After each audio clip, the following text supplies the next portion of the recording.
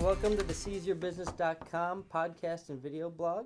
My name is Kevin O'Flaherty from O'Flaherty Law, and today I'm actually going to be interviewing my co-host Jim Waszak on the topic of finding work that you love, because Jim is doing something new. He is now with Zeal Financial. That's right. And I want to talk a little bit about his new venture and the topic of finding work that you love. So, Jim, thanks for being with us today. Thanks, Kevin. It's a pleasure to be here. So, tell me about Zeal Financial and what you're doing with them. Well, here's the story. Some years ago, my sister-in-law was diagnosed with cancer, and her last year and a half was spent primarily in bed in agony. And my job as the business person in the family was to try to manage her finances. And I go to her periodically and say, Kathy, we gotta pay your mortgage. Do you want me to cash in your IRA? Do you want me to sell your car? What do? We need money. And that would always put her into a higher stress state. So in addition to all the other things, she had to deal with that. So, and there's a good networking story I'll share with you as well. So recently I met this company, Zeal Financial, that offers a product called Cancer Care Plus. And what Cancer Care does is it pays you money based on what treatment you have and what condition you have that's over and above whatever your health insurance is going to pay. There's really two types of expenses you have when you're fighting cancer. There's the medical expenses, which doctor, hospital, but there's also the indirect expenses that a lot of people don't realize. There could be loss of wages. I mean, if there's two parents and one of them is not working, they lose wages. If it's a business owner, they can't run their business. There could be out-of-town travel. If you want to see the best specialists, you might have to travel to another location. There could be child care while you're getting treatment. And even the best plans, health plans, don't cover every single thing. So the money that our plan provides allows people to maintain their financial well-being while fighting this disease. The really a unique feature of it is if the person or persons covered stays healthy, they eventually get all their premiums back. They have to stay healthy for 20 years. So it's really, really a win-win program. If you need the coverage, it's a godsend. If you don't, you get your money back. The only loss really is if you need it and you don't have it. So I feel, I love it because I'm helping people, which I love to do. I'm meeting all kind of different people, which I love to do.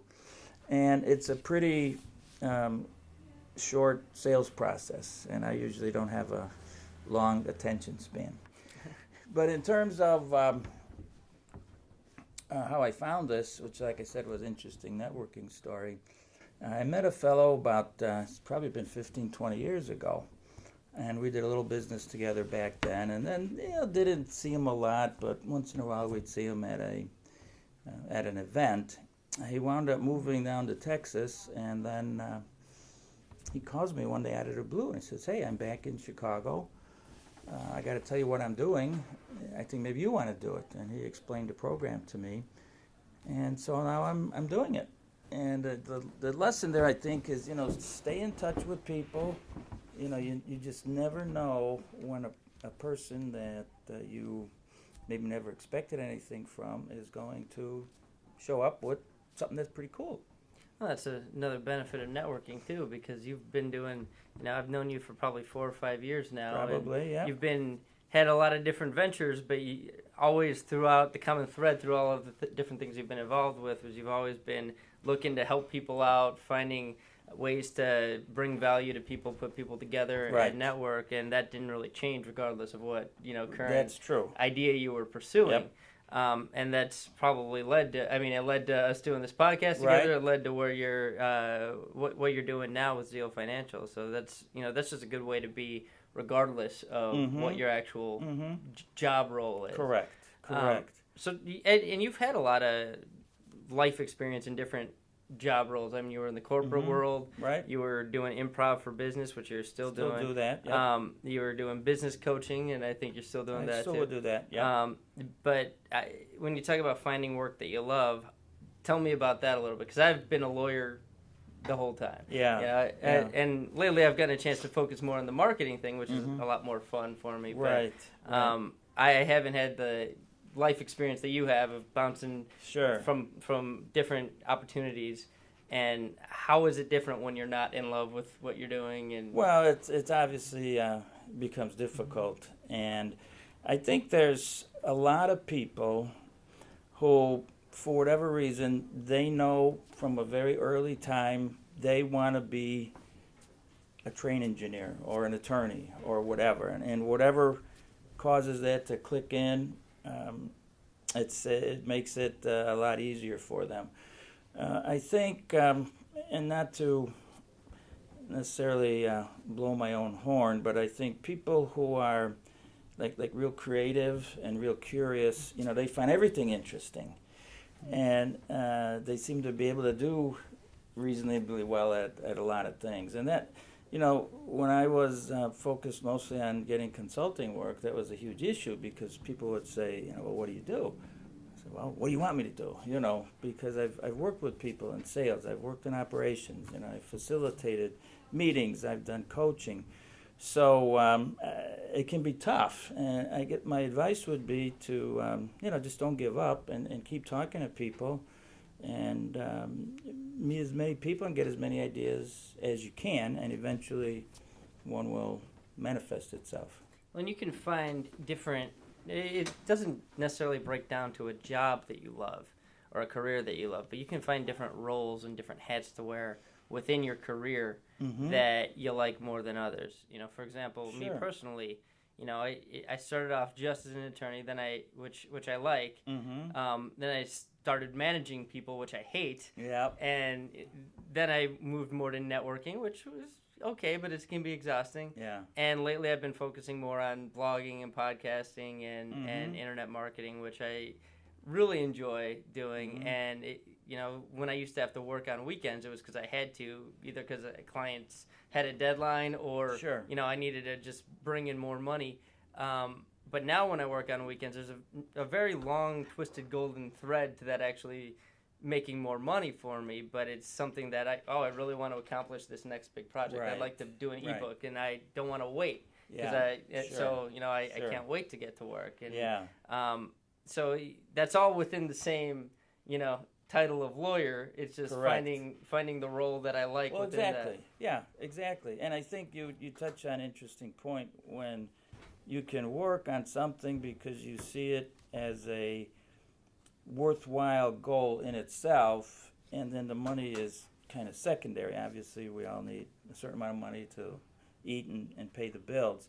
But I think that's what's really cool, is when you can find something that you really kind of throw yourself into. And I think you, in my experience, are a little bit different than most attorneys, because a lot of attorneys are very, I would say, I would almost use the word stiff. They know the law, and it's all about details and how to position things. But you're a very personable guy, and I could see where you would enjoy marketing as much as anything. So you're right. And within any field, any endeavor, there's different roles someone might play. So were you ever in a situation where you were just like, I hate this job, I got to get out of it, I got to find something else, I feel like it's so crushing? Oh, sure, absolutely. Early in my career, I was CFO at a manufacturing company. And, good news, bad news, I had put a great staff in place. The company had grown. In a way, I was pretty comfortable, although I always had a frustration that we weren't making the money we should, because we just didn't focus on it enough. So we ran into problems in the manufacturing end of the business. So without knowing anything about manufacturing, I told the owner he should let me run manufacturing. And he said, okay. And for a while, that was like really exciting. And I fixed a lot of problems and put some good people in place. And I would say it's not too often that we see a business owner who's embarrassed about how much money he made, but he made way more money than he ever thought he would. But then after a few more years, once that challenge of the newness of it wore off, I was again, pretty frustrated, and so that's when I wound up. What frustrated you about it? Because it seems like a lot of people's dream job is to be like directing operations and. Oh, well, I think it was. I think it was that when I got things fixed, there was no more challenge. I was always strong at developing other people and letting them, do the work. So, some of the differences I had with the owner continued, so it just got to be, after a while, you just need a change. So what's the biggest thing that, like, the characteristic of a career path that fulfills you or that you're looking for? What makes you happy regardless of whether it's doing improv or coaching? Yeah. Or what's the thing you're looking for? I think it's mainly the interaction with people. I like being around people. I like teaching people.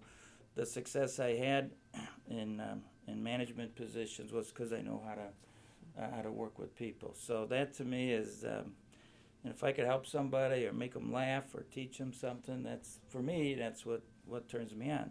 Now, by contrast, my wife has more of a technical job. She works from home. She works with Dad all day, and she's totally content doing that. She'll get mad because most of the time I'll go out for lunch, and she said, "Where are you going out for lunch for? We got food here." And it's not about the food. It's just I need to get out and see people, where she doesn't have that need. So you got to figure it out kind of for yourself. I think it helps to boil it down to a characteristic, not a job, because, I used to think that I wanted to be in a punk band professionally. That was my plan. Law school was my plan B. Making it in my band was plan A. But after a while of playing in bars, I found out what I liked about that wasn't playing music or having people like my songs. What I enjoyed was the building of something. And once I hit the point where I started having a family and saying, well, even if I made this, I don't really want to be going on tour. Right. There was nothing to build there anymore, and it lost its fun. Yeah. Even though I was playing music, and I thought being in a band was what I wanted to do. And I initially thought being a lawyer, that's a good fallback thing. But what I like about what I'm doing now is, and why I like the marketing aspect, is the building up of something, laying foundation that's not going to go away. Mm-hmm. And that's what kind of drained me about networking. And I still do a lot of networking, but when I made the shift from networking to marketing, it was mostly because after meeting a certain amount of people, you hit a point of diminishing returns. Right. And you can go out and meet new people, and it can be transactional, but at a certain point, you're not building something as much anymore. Yeah. Where if you're kind of building systems in your business, you're actually creating something that's lasting, and that's what's fun for me. It's almost like an empire building video game or something like that. Well, and I think that's real important. I think there's a lot of things that we like or enjoy, maybe as a hobby, and sometimes it works doing it as a full-time career, but a lot of times it doesn't. For example, I'll give you an example for myself. One of my hobbies for a number of years was old cars, classic cars, mostly Corvettes and muscle cars from the 60s. And that to me, that was great. I'd go out on the weekend, I'd look at cars, I'd try to find one that, I thought was priced right, and, I made some money doing it. But at one point I explored getting into the car business full time, and I said, wait a minute, do I want to do this every day? And, it was fun because I'd make some extra money. It was not as much fun with the pressure of you got to do something today to make a living. So I think those are good things to start with, to explore, but ultimately you have to find something that is going to kind of sustain you emotionally on an ongoing basis. What's the biggest piece of advice you can give someone that's not really sure where they're going to find happiness in their career, or what that, like, where they can find the intersection of making money and enjoying their day? Right. You've been around the block. Any bits of knowledge or wisdom that you can? Well, I'll give you two bits of knowledge. Number one, they should come talk to me, because I do career coaching at the Community Career Center in Naperville, And I seem to be pretty good at putting those pieces together. But the other piece of advice is to, keep searching, talk to people, get their story, try different things. It's almost like, it's a bit of a trial and error. And with some help, you can maybe get pointed in a direction. But you just got to go through. They say, somebody told me once that, let's see, how did that say? Good judgment comes from experience. Experience comes from bad judgment. So you got to be willing to make a couple mistakes along the way and pursue what you really want. And I think you can't keep reaching for a golden ring or a unicorn that's not there either. 'Cause I tell you, owning a law firm has made me happier than any career would be, but it's also made me at this very same time, sometimes in the same day, more miserable than anything else. And there's ups and downs, and but you have to weigh it all and say, well, is this the best option for me? Right, and that's a good point, because nothing is ever 100%. Anything you think about, your vacation or your golf game or your business, your marriage, whatever. There's always going to be sort of some You go on vacation for 2 weeks and you get sick of it and want to get back to your routine. Right. So if someone wants to reach you either for cancer insurance or career coaching or improv for business, how can they get there? The best is give me a call, 630-272-3895, and I'd be happy to talk to you. And before I tell you how to reach me, I've forgotten the past couple podcasts to thank Tom Weiler from Weiler Studios for doing our videography. Thanks, Tom. He's been doing a great job for us, and so if you like what he's doing here and would like a video for your business, go to weilerstudios.com and you can check him out. If you'd like to reach me, I offer free consultations in nearly every area of law. We've got several attorneys, and they're all very good at their own areas of expertise. Call me at 630-324-6666 for a free consultation. Go to seizeyourbusiness.com to find more video and podcast episodes of Seize Your Business. You can also check out learn-about-law.com for my legal blog, video blog, and podcast. So thanks so much for listening. Thank you.